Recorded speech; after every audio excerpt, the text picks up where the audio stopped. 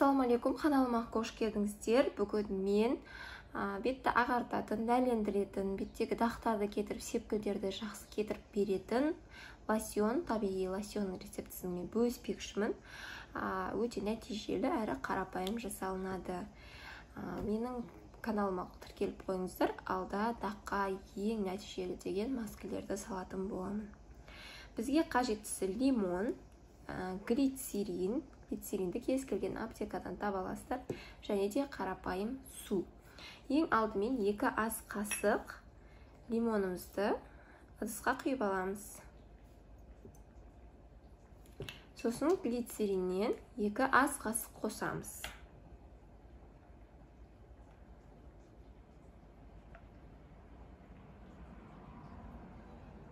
Ал суымыздан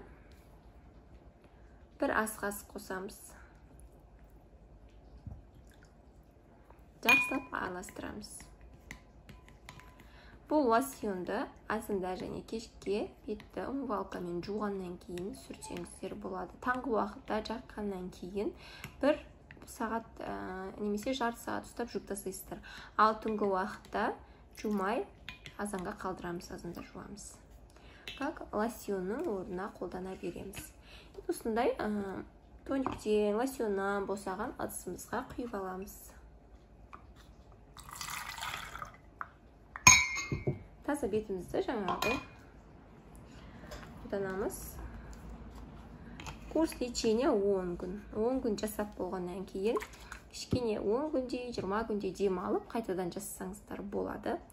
Қазір күн ыстық болғандықта міндетті түрде күннен SPF креммен қорғанып жүрулеріңізді сұраймын. Өйткені дақ 100% кетпейді, ол ағарып байқалмауы мүмкін. Кейін күнге шықсаңыздар, күннен дұрыс қорғамасаңыздар, загаралсаңыздар, дағыңыз 2 есе қарайып кетеді. Сондықтан міндетті түрде барынша күннен қорғануға мән беріңіздер. Бұл лосьон 3 күн жарамдылық мерзімі 3 күн.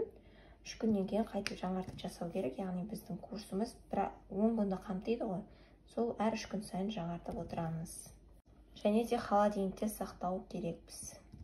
Қолданатын кезде ватный дискке алып, бетімізді умывалкамен жуып болғаннан кейін бетімізге жағамыз. Видео пайдалы болса, лайк басып, подписаться етіп, қолдап жіберулеріңізді сұраймын. Алда өте көп ақпаратты видеолар болатын болады.